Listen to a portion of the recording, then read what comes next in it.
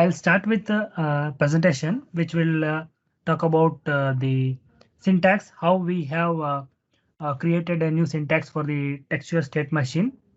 So before that, I would like to add 2 points on like what was the motivation behind this prototype. One of the key motivation for this is to make the state machine more readable. As you can see, this is a state machine. In the uh, below section, you can see the state machine, and in the upper section, you can see the definition in a simple English like language, where for state machine, we have the keyword called state machine, and for state, we have state. And for to define a transition, as we can see, a transition is from which has a transition name, and then it is from state 1 to state 2 on a port, my port, and it uses the my event. And when it has to be executed is when the count is greater than or equal to 5, and the effect it has to do is a count plus plus. So it is as simple as that to make the state machine more English, like a English language, which will be more readable. And the second motivation point behind this is to make the definition of the state machine faster. So I'll come back to that point, like how we can make it faster.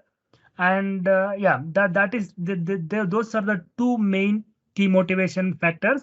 And this is one example, and we have uh, keywords and the syntax for defining the state machine completely. If I move to next slide, here we can see here I have syntax for I have keyword for creating entry and exit for the state, and the keywords are entry and exit. And we can see for state we have a separate syntax. Okay, so that is that's how we can define the textual state machine this way. And this prototype is a part of Bumble project we are working on to create a new textual state machine. Then I think with this I will move to tool, and I will show you a quick demo. Okay, so currently the way we can create the textual state machine is to we can convert the existing state machine to a textual state machine. As we can see here, I have my state machine, which is defined manually using the diagram. So here I can see my traffic light state machine. And now I can convert this to textual state machine by using refactor. So if we go to refactor menu, and here if we choose the create fragment, here we have an option to choose whether I can create an EFX state machine, EFX fragment, which was earlier, and now I have introduced a new option called SRT, which will convert the existing state machine into textual state machine. I'll go ahead and do it. And these are the usual dialogues for selecting the scope and the location. And now we can see the state machine, my traffic light state machine has converted into a textual state machine. We can see the state machine as a name, state machine, and we have three states, and here we have all the transition which were defined before. So how it makes faster to create the state machine is we have a beautiful content assist. So I'll show you. If I hold control and hit space, I will get full-fledged content assist, where I can create a state with just a single enter. I just have to give name S1. It's as simple as that. I don't need to drag a state from palette to a diagram editor. It's as simple as that. Maybe I'll create one more state. And similarly, creation of transition also similar way. Again, if I take the help of content assist, I can create a new trigger transition from S1 to S2, and maybe I will give it a name, trans1 2. And we can see whatever I have created here are already reflecting in the project explorer. Here I can see my S1, S2, and my new trans1. So the synchronization is currently achieved to a good extent. And apart from this, I have a good navigation support currently in the textual state machine. If I hold control and hover on the elements in the textual state machine, for example, red, it has the hyperlink activated now. If I click, it will go to its respective element. And even some of the elements which are not present here, but which are present in the Project Explorer, I can navigate to there also. For example, control. If I click on the control hyperlink, it will navigate to its original element in the Project Explorer. It is as simple as that. It will make the life of the state machine creator easy.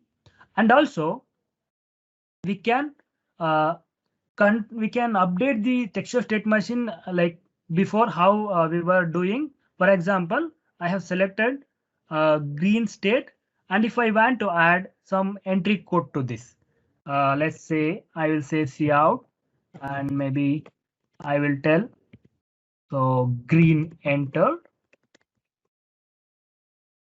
Now if I move the focus, yeah, we can see it actually reflected in the textual state machine.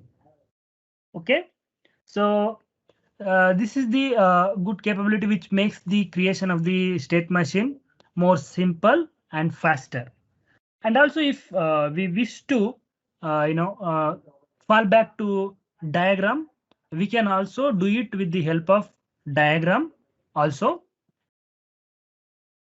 Okay, so for that, what we can do is currently diagram persistence support for textual state machine is disabled because we are not storing the diagram artifact in the textual state machine. Instead, we will provide support for on the fly uh, diagram editing, which will update the uh, textual state machine from the diagram.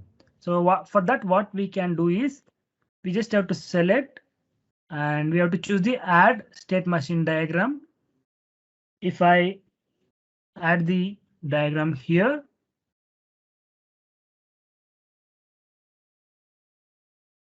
yeah, now we can see same diagram is there.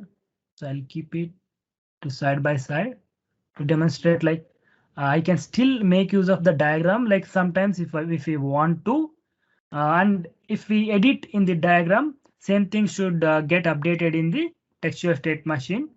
Maybe what I'll do, I will create one more state 1, and again one more state 2, and we can see they're all getting updated in the textual state machine here. And also maybe I'll create a transition. Yeah, I'll name it as maybe trans 1, and we can see that is also getting reflected here.